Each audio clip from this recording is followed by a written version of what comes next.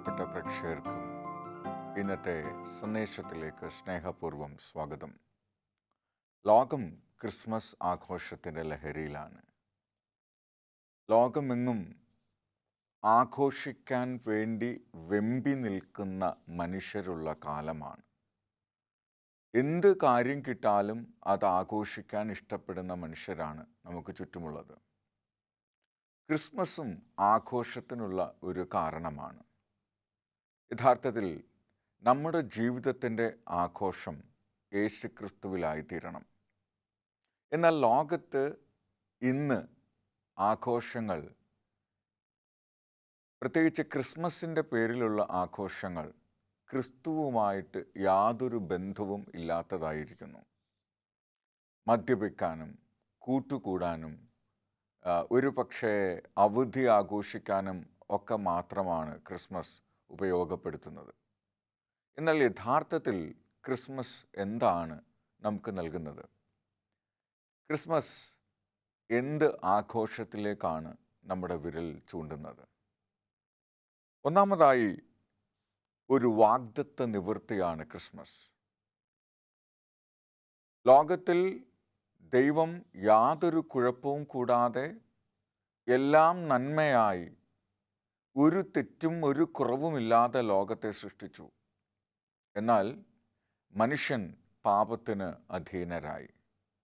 പാപത്തിന് അധീനരായ മനുഷ്യരെ പാപത്തിൽ നിന്ന് വിടുവിച്ച് അവർക്ക് രക്ഷ കൊടുക്കണം എന്ന് ദൈവം ആഗ്രഹിച്ചു. അതുകൊണ്ട് തന്നെ സർവജ്ഞാനിയായ ദൈവം അവൻ്റെ ദീർഘജ്ഞാനത്താൽ മനുഷ്യകുലത്തിന് എന്താണ് സംഭവിക്കാൻ പോകുന്നതെന്ന് മനസ്സിലാക്കി ദൈവം രക്ഷാപദ്ധതി തയ്യാറാക്കി. ആ രക്ഷാപദ്ധതി ഉൽപ്പത്തി പുസ്തകം 3-ാം അധ്യായം 15-ാം വാക്യത്തിൽ കാണാം.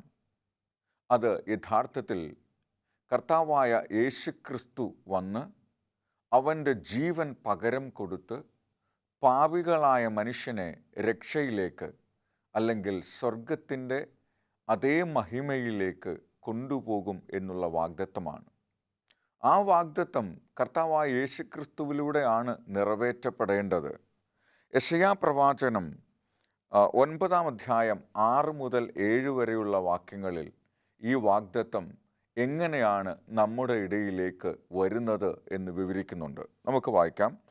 യെശയ്യാ പ്രവചനം 9-ാം അധ്യായം 6 മുതൽ 7 വരെയുള്ള വാക്യങ്ങൾ.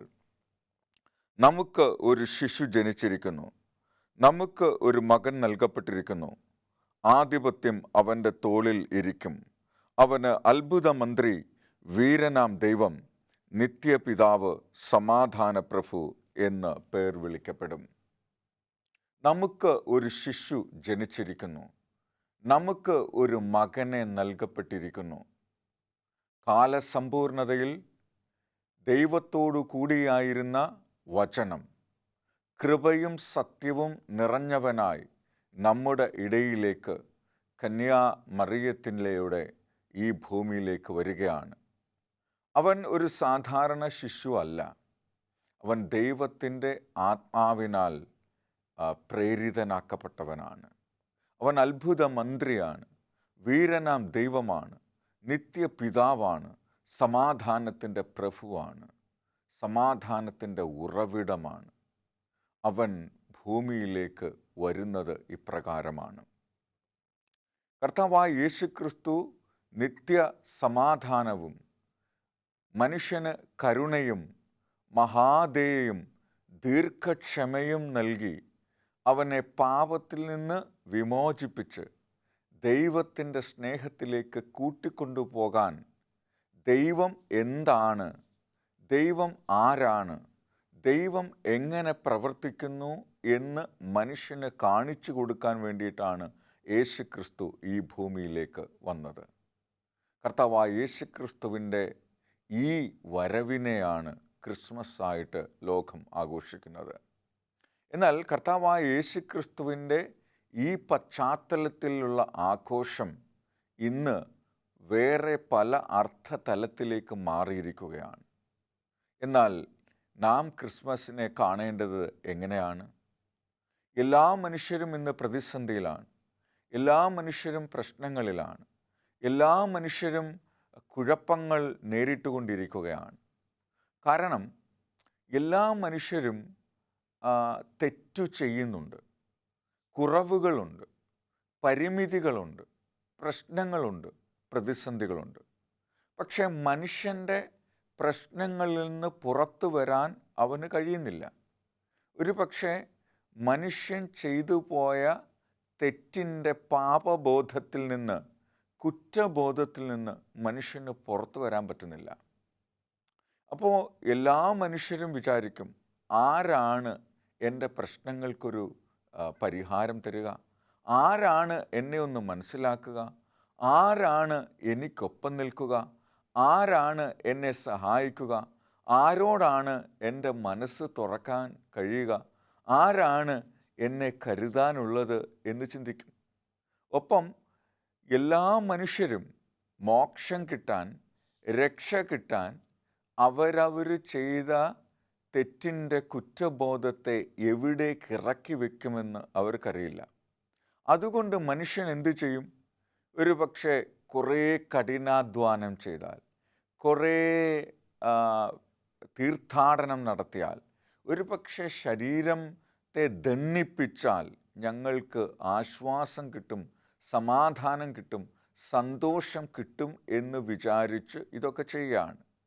മനുഷ്യൻ സന്തോഷവും സമാധാനവും ആശ്വാസവും കിട്ടാനാണ് ഇങ്ങനെയുള്ള ആഘോഷത്തിലേക്കും തിരിയുന്നത്. കാരണം മദ്യപിച്ച് ആഘോഷിക്കുന്നവരെ സംബന്ധിച്ചിടത്തോളം അവരുടെ പ്രശ്നങ്ങൾക്ക് മറക്കാനാണെന്നാണ് അവർ പറയുന്നത്. ഒരു ആശ്വാസത്തിന് വേണ്ടിയിട്ടാണ് എന്നാണ് പറയുന്നത്.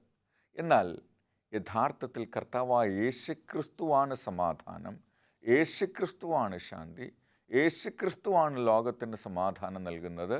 ആ സമാധാനം നൽകുന്ന ക്രിസ്തു നമ്മുടെ ഇടയിലേക്ക് വന്നു എന്ന് പറയുന്നതിനെ നമ്മൾ ആഘോഷിക്കേണ്ടത് എങ്ങനെയായിരിക്കണം?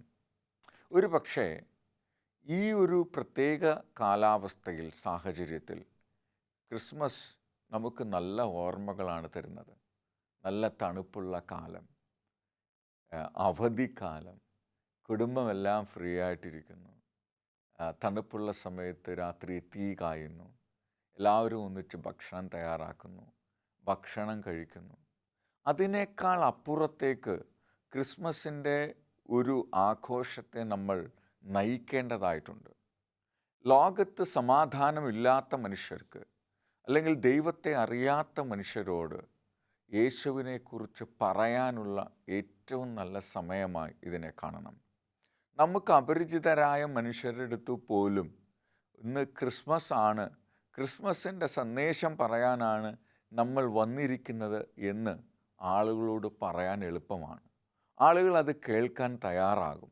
അതുകൊണ്ട് ഈ ക്രിസ്മസ് നമ്മൾ ആഘോഷിക്കുന്നത് നമ്മുടെ ജീവിതത്തിൽ സമാധാനം തരാൻ ക്രിസ്തു ഈ ഭൂമിയിലേക്ക് വന്നു എന്നത് മറ്റുള്ളവർക്ക് പറഞ്ഞു കൊടുക്കാനുള്ള ഒരു അപൂർവ സമയമായി കാണുകയും പരമാവധി പേരിലേക്ക് യേശുവിൻ്റെ സമാധാനവും യേശുവിൻ്റെ രക്ഷയും യേശുവിൻ്റെ സന്ദേശവും നമുക്ക് എത്തിച്ചു കൊടുക്കാൻ കഴിയണം. അല്ലാതെ ദൈവേഷ്ടത്തിന് വിപരീതമായിട്ടുള്ള ആഘോഷങ്ങളിൽ ആറാടാനല്ല നമ്മൾ പരിശ്രമിക്കേണ്ടുന്നത് എന്ന് നമ്മൾ മനസ്സിലാക്കണം. ഇനിയും കർത്താവായ യേശുക്രിസ്തുവിൻ്റെ ഈ മനുഷ്യാവതാരം നമുക്ക് എന്താണ് നൽകുന്നത്? ലൂക്കോസിൻ്റെ സുവിശേഷം 2-ാം അധ്യായം 10 മുതൽ 11 വരെ പറയുന്നു, ഇതാ ഞാൻ നിങ്ങൾക്ക് വലിയ സന്തോഷത്തിൻ്റെ ഒരു വാർത്ത പകരുകയാണ്. കർത്താവായ യേശുക്രിസ്തുവിൻ്റെ ജനന സമയത്ത് ദൂതന്മാർ ലോകത്തോട് പറയുന്നത്, ഞാൻ നിങ്ങൾക്കൊരു സദ്വർത്തമാനം പറയാം, ഞാനൊരു നല്ല വാർത്ത നിങ്ങൾക്ക് പറയാം, ഞാൻ നിങ്ങൾക്ക് നൽകുന്ന നല്ല വാർത്ത നിങ്ങൾക്കു വേണ്ടി ഞാൻ സമാധാനമായി ഭൂമിയിലേക്ക് വന്നിരിക്കുന്നു എന്നാണ്. ഇതോടുകൂടി മനുഷ്യനെ തെറ്റിലേക്ക് നയിക്കുന്ന പാപത്തിൻ്റെ കരാളഹസ്തത്തിൽ നിന്ന് നിങ്ങളെ മോചിപ്പിക്കാൻ രക്ഷകനായി ഞാൻ വന്നിരിക്കുന്നു എന്നുള്ള സന്തോഷമാണ്. ഭൂമിയിൽ സന്മനസ്സുള്ളവർക്ക് സമാധാനം എന്ന് പറഞ്ഞുകൊണ്ടാണ് ഈ വലിയ സന്ദേശം ദൂതന്മാർ ലോകത്തോട് പറയുന്നത്. അതുതന്നെയാണ് നമുക്കും ലോകത്തോട് പറയാനുള്ളത്. ക്രിസ്തുവിൻ്റെ സന്ദേശം നമുക്കുണ്ട്, യേശുവിൻ്റെ സമാധാനം നമുക്കുണ്ട്, യേശുവിൻ്റെ സന്തോഷം നമുക്കുണ്ട് എന്ന് പറയാനായിട്ട് നമുക്ക് കഴിയണം. ക്രിസ്മസ് എങ്ങനെ ആഘോഷിക്കണം എന്നതിനെക്കുറിച്ച് വേദപുസ്തക പണ്ഡിതന്മാരുടെ ഇടയിൽ പല തർക്കങ്ങളും ഇന്ന് നിലനിൽക്കുന്നുണ്ട്. ചില ആളുകൾ പറയുന്നു ഡിസംബർ 25 ക്രിസ്തുമസ് എന്ന്. എന്നാൽ വേദപുസ്തകത്തിൽ ഒരിടത്തും ഡിസംബർ 25 ക്രിസ്മസായി ആഘോഷിക്കണമെന്ന് പറയുന്നേയില്ല. ഇനിയും അതുപോലെ തന്നെ ക്രിസ്മസുമായി ബന്ധപ്പെട്ടിട്ടുള്ള പല ആചാരാനുഷ്ഠാനങ്ങൾക്കുമൊന്നും ക്രിസ്മസുമായി ഒരു ബന്ധവുമില്ല. ഒരുപക്ഷെ ക്രിസ്മസിൻ്റെ ആഘോഷ ചിഹ്നമായി നമ്മൾ ഉപയോഗിക്കുന്ന ക്രിസ്മസ് പാപ്പ നിക്കോളാസ് എന്ന് പറയുന്ന ഒരു നല്ല മനുഷ്യൻ, അദ്ദേഹം ക്രിസ്തുവിനെ ഓർക്കുന്നതിന് വേണ്ടി ആ ദിവസത്തിൽ പലർക്കും സമ്മാനം കൊടുത്തു അത്രേ. അതിനെക്കുറിച്ചാണ് ഇത് ഓർമ്മിപ്പിക്കുന്നത്. അതുകൊണ്ട് ഈ ക്രിസ്മസ് പാപ്പയോ അതല്ലെങ്കിൽ മറ്റ് നക്ഷത്രങ്ങളോ കൂടുകൂട്ടുന്നതോ അതൊക്കെ ഒരു പക്ഷേ ക്രിസ്മസിൻ്റെ യഥാർത്ഥ അർത്ഥത്തിൽ നിന്ന് നമ്മളെ മാറ്റുന്നതായിരിക്കാം. നമ്മൾ മനുഷ്യർക്ക് നന്മ ചെയ്യണം ഈ ദിവസത്തിൽ. കർത്താവായ യേശുക്രിസ്തു അതാണ് നമ്മളോട് പറഞ്ഞിരിക്കുന്നത്. എളിയവരോട് സദ്വർത്തമാനം പറയാനും തകർന്നിരിക്കുന്നവരുടെ മനസ്സ് സൗഖ്യമാക്കാനും കുനിഞ്ഞിരിക്കുന്നവരെ നിവർന്ന് ഇരിക്കത്തക്ക വിധത്തിൽ മനുഷ്യന് സമാധാനത്തിൻ്റെയും ശാന്തിയുടെയും ആശ്വാസത്തിൻ്റെയും ഒക്കെ വാർത്തയാകണം ക്രിസ്മസ് എന്ന് പറയുന്നത്. ഈ ക്രിസ്മസ് നമ്മൾ ലോകം ആഘോഷിക്കുമ്പോൾ നമുക്ക് ചെയ്യാൻ പറ്റിയിരിക്കുന്നത് വിഷമിച്ചിരിക്കുന്ന ഒരു മനുഷ്യന് യേശുവിൻ്റെ സന്ദേശം നൽകുക എന്നുള്ളതാണ്.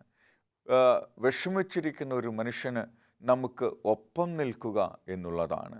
ദുഃഖത്തിലായിരിക്കുന്ന മനുഷ്യർക്ക് പാപത്തിൻ്റെ അനന്തരഫലമായ നിത്യമരണത്തിനു വേണ്ടി തയ്യാറെടുക്കുന്ന മനുഷ്യരോട് ഞാൻ ഒരു സമാധാനം നിങ്ങൾക്ക് നൽകാം എന്ന് ലോകത്തോട് പറയലാണ് യഥാർത്ഥത്തിൽ ക്രിസ്മസിൻ്റെ ആഘോഷം എന്ന് പറയുന്നത്.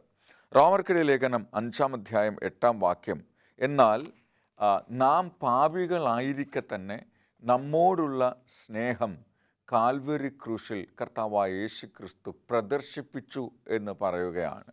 യഥാർത്ഥത്തിൽ മനുഷ്യനെ സ്നേഹിക്കാൻ, മനുഷ്യനെ രക്ഷിക്കാനുള്ള രക്ഷാദൗത്യത്തിൽ ദൈവത്തിൻ്റെ പങ്ക് എന്താണ് എന്ന് കാണിക്കലാണ് ക്രിസ്മസ്. കർത്താവായ യേശുക്രിസ്തു ഈ ഭൂമിയിലേക്ക് വരികയും കാൽവരി ക്രൂശിൽ യാഗമായി തീരുകയും ചെയ്തു. സ്നേഹത്തിനു വേണ്ടി ജീവനെ കൊടുക്കുന്ന സ്നേഹം. അവൻ ദൈവം എത്രമാത്രം മനുഷ്യനെ സ്നേഹിക്കുന്നു എന്ന് കാണിച്ചു തരികയാണ് കാൽവരി ക്രൂശിൽ ചെയ്തത്. അവൻ്റെ യാഗം കൊണ്ട് ഞാൻ എൻ്റെ ജീവനേക്കാളിലും നിനക്ക് വില നൽകുന്നു, നീ എനിക്ക് പ്രിയപ്പെട്ടതാണ്, നീ എനിക്ക് എൻ്റെ മകനാണ്, നീ എൻ്റെ മകളാണ്, നീ തകർന്നിരിക്കാൻ പാടില്ല, നീ വിഷമിച്ചിരിക്കാൻ പാടില്ല, നിൻ്റെ വിഷമത്തിൽ നിന്ന് ഞാൻ നിനക്ക് സന്തോഷവും സമാധാനവും നൽകും, കാരണം നീ എനിക്കിത്രമാത്രം പ്രിയപ്പെട്ടതായതുകൊണ്ട് എൻ്റെ ജീവൻ കൊടുക്കാൻ ഞാൻ തയ്യാറായി. ക്രിസ്മസ് എപ്പോഴും നമ്മുടെ മനസ്സിൽ കൊണ്ടുവരേണ്ടുന്നത് കർത്താവായ യേശുക്രിസ്തു നമുക്ക് വേണ്ടി സഹിച്ച ത്യാഗത്തെയാണ്, നമുക്ക് വേണ്ടി യാഗമായി തീർന്നതിനെയാണ്. അങ്ങനെ കർത്താവായ യേശുക്രിസ്തുവിൻ്റെ യാഗത്തെ നമുക്ക് ഓർക്കുമ്പോൾ നമ്മുടെ ജീവിതത്തിൽ സമാധാനമുണ്ടാകും, വിടുതലുണ്ടാകും. ക്രിസ്മസിനെ കുറിച്ച് ചിന്തിക്കുന്ന, പാപത്തിൽ ജീവിക്കുന്ന ഏതൊരു മനുഷ്യനും അവൻ്റെ പാപബോധത്തിൽ നിന്ന് വിടുതൽ കിട്ടിയാൽ അവൻ ക്രിസ്തുവിൽ സ്വാതന്ത്ര്യം പ്രാപിച്ചവനായി. കർത്താവായ യേശുക്രിസ്തുവിനെ ഈ സമയത്ത് കാണുന്ന ഒരു മനുഷ്യന് രോഗസൗഖ്യമുണ്ടായാൽ അവൻ കർത്താവായ യേശുക്രിസ്തുവിൻ്റെ സന്തോഷമുണ്ടായി. പാപത്തിൽ അടിമയായിരിക്കുന്ന ഒരു മനുഷ്യന് അവൻ്റെ പാപത്തെ ക്ഷമിച്ചു കിട്ടി എന്നുള്ള വലിയ വാർത്ത കേൾക്കുമ്പോൾ ഉണ്ടാകുന്ന സമാധാനമുണ്ടല്ലോ, അവൻ്റെ മനസ്സിലുണ്ടാകുന്ന സന്തോഷമുണ്ടല്ലോ, അതാണ് യഥാർത്ഥത്തിൽ ക്രിസ്മസായി നമ്മൾ കണക്കാക്കേണ്ടുന്നത്. കർത്താവായ യേശുക്രിസ്തുവിൻ്റെ മനുഷ്യ അവതാരം നമുക്ക് എത്രമാത്രം നന്മയുള്ളതാക്കി തീർത്തു എന്ന് ചിന്തിക്കുന്നതാണ്, ഓർക്കുന്നതായിരിക്കണം നമ്മളെ സംബന്ധിച്ചിടത്തോളം യഥാർത്ഥ ക്രിസ്മസ് എന്ന് നമ്മൾ അറിയണം. അതുകൊണ്ട് ഈ സമയത്ത് നമുക്ക് എങ്ങനെയാണ് നമ്മുടെ ക്രിസ്മസിനെ കാണേണ്ടുന്നത്? ഒരിക്കലും ക്രിസ്മസ് ഒരു ആഘോഷത്തിൻ്റെ സമയമല്ല, അത് അടിച്ചു പൊളിക്കാനുള്ള നേരമല്ല, അത് യേശുവിൻ്റെ സ്നേഹത്തെ ആസ്വദിക്കാനുള്ള സമയമാണ്. യേശുവിനെ ഓരോ നിമിഷവും ഓരോ ഹൃദയത്തിലും ജനിക്കുവാൻ നമ്മൾ അനുവദിക്കണം. കർത്താവായ യേശു പറഞ്ഞു, ഞാൻ നിൻ്റെ ഹൃദയത്തിൻ്റെ കവാടത്തിൽ നിന്ന് മുട്ടുന്നു, ആരെങ്കിലും എൻ്റെ ശബ്ദം കേട്ട് വാതിൽ തുറന്നാൽ ഞാൻ അവനോട് കൂടെ അത്താഴം കഴിക്കാൻ തയ്യാറാണ്. കർത്താവായ യേശു ക്രിസ്തു കാൽവരി ക്രൂശിൽ നമുക്ക് വേണ്ടി വന്നതിൻ്റെ എലോഹീം എലോഹീം ലമ്മാ സബക്താനി എന്ന് പറഞ്ഞുകൊണ്ട് എനിക്ക് വേണ്ടി ജീവനെ കൊടുത്ത ആ വിളി കേൾക്കുന്നതിൻ്റെ ഓർമ്മയായിരിക്കണം ക്രിസ്മസ് എന്ന് നമ്മൾ മനസ്സിലാക്കണം. അതുകൊണ്ട് ഒരു മനുഷ്യൻ പുതിയ സൃഷ്ടിയാവുന്നു, ഒരു മനുഷ്യൻ പുതിയ മനുഷ്യനായി മാറുന്നതായിരിക്കണം ക്രിസ്മസ് അനുഭവം. ഈ ക്രിസ്മസിൽ കർത്താവായ യേശുക്രിസ്തുവിൽ ജനിക്കുന്ന, വീണ്ടും ജനിക്കുന്ന പുതിയ മനുഷ്യരുണ്ടാകാൻ നമ്മൾ പരിശ്രമിക്കേണ്ടതാണ്. ക്രിസ്തു നമുക്ക് വേണ്ടി ജനിച്ചു. ഈ സീസണിൽ ഒരു പുതിയ മനുഷ്യൻ ക്രിസ്തുവിനാൽ ജനിക്കണം. ഒരു പുതിയ മനുഷ്യൻ ക്രിസ്തുവിനാൽ ഇവിടെ ജനിക്കണം. ഒരുത്തൻ ക്രിസ്തുവിലായാൽ അവൻ പുതിയ സൃഷ്ടിയാകുന്നു, പഴയത് മാറിപ്പോയി. അപ്പോൾ നമ്മളുടെ പാപമുള്ള, സങ്കടമുള്ള, ദുഃഖമുള്ള, രോഗമുള്ള, പ്രതിസന്ധിയുള്ള, തകർന്നിരിക്കുന്ന, ഒറ്റപ്പെടലിലിരിക്കുന്ന ഒരു മനുഷ്യൻ യേശുക്രിസ്തുവിൽ സന്തോഷമുള്ള, സമാധാനം അനുഭവിക്കുന്ന, നന്മ അനുഭവിക്കുന്ന, സ്വർഗീയ സന്തോഷം അനുഭവിക്കുന്ന ഒരു പുതിയ സൃഷ്ടിയായി ജനിക്കണം ക്രിസ്തുവിനൊപ്പം.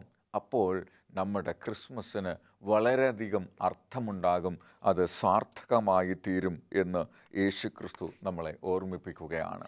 എങ്ങനെയാണ് നിങ്ങൾ ക്രിസ്മസ് ആഘോഷിക്കാൻ തീരുമാനിച്ചിരിക്കുന്നത്? ലോകത്തിൻ്റെ ഒപ്പം മദ്യവും മയക്കുമരുന്നും ഒക്കെ ഉപയോഗിച്ച് അടിച്ചു പൊളിച്ച് തീർക്കാനാണോ? അതോ യേശുവിൻ്റെ സന്തോഷം അനുഭവിക്കാനാണോ?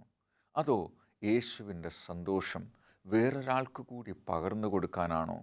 നിങ്ങളുടെ ജീവിതത്തിൽ യേശു നൽകുന്ന സമാധാനം മറ്റുള്ളവർക്ക് പകർന്നു കൊടുക്കാനുള്ള ഏറ്റവും നല്ല നിമിഷങ്ങളായി നമുക്ക് ഈ ക്രിസ്മസ് അവധിക്കാലത്തെ മാറ്റിയെടുക്കാം. ഒപ്പം നമ്മുടെ കുടുംബത്തോടും നമ്മുടെ പ്രിയപ്പെട്ടവരോടും നമ്മുടെ കുഞ്ഞുങ്ങളോടും യേശു നമുക്ക് വേണ്ടി ഈ ഭൂമിയിലേക്ക് വന്നതിൻ്റെ അർത്ഥത്തെക്കുറിച്ച് ആവർത്തിച്ച് പറഞ്ഞ് അവരുടെ ഹൃദയത്തിൽ നമുക്ക് ഉറപ്പിച്ചു വെക്കാം.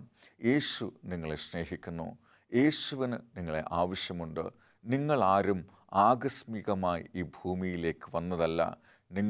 നിങ്ങളുടെ മാതാവിൻ്റെ ഉദരത്തിൽ ഉരുവാകും മുമ്പേ ഞാൻ നിന്നെ അറിഞ്ഞിരുന്നു. ഞാൻ നിന്നെ ദൂരത്ത് നിന്ന് സ്നേഹിച്ചിരിക്കുന്നു.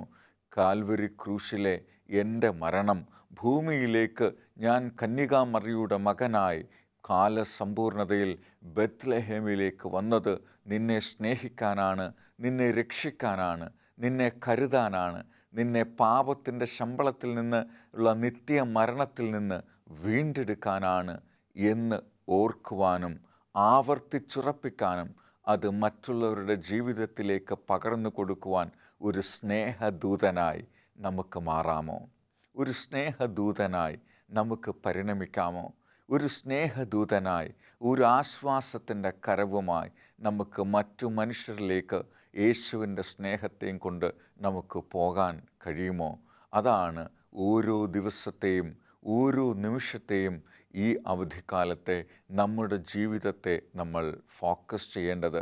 അതുകൊണ്ട് ക്രിസ്മസിൻ്റെ ആഘോഷം എന്ന് പറയുന്നത് ക്രിസ്തു തന്ന ജയത്തിൻ്റെ ആഘോഷമാണ്. ക്രിസ്മസ് എന്ന് പറയുന്നത് കേവലമായ ആഘോഷമല്ല, യേശു എനിക്ക് നൽകുന്ന സമാധാനത്തിൻ്റെ സന്തോഷമാണ്. യേശു എനിക്ക് നൽകുന്ന ആന്തരിക സമാധാനത്തിൽ നിന്നുള്ളകുന്ന സ്തുതിഗീതങ്ങളാണ്. ദൈവത്തിനോടുള്ള ആരാധനയാണ്, അവനോടുള്ള പുനഃപ്രതിഷ്ഠയാണ്, സമർപ്പണമാണ് ക്രിസ്മസ് എന്ന് നമുക്ക് അർത്ഥമാക്കാം. നമുക്ക് പ്രാർത്ഥിക്കാം. ഞങ്ങളെ സ്നേഹിക്കുന്ന സ്വർഗീയ പിതാവേ, കർത്താവേ, ഈ ക്രിസ്മസ് സമയത്ത് ഞങ്ങൾ ചിലവഴിക്കുന്ന ഓരോ നിമിഷവും അങ്ങ് ഞങ്ങൾക്ക് വേണ്ടി ചെയ്ത ത്യാഗത്തെയും അങ്ങയുടെ സ്നേഹത്തെയും അങ്ങയുടെ സമാധാനത്തെയും ഓർക്കുവാൻ ഇടയാക്കി തീർക്കണമേ.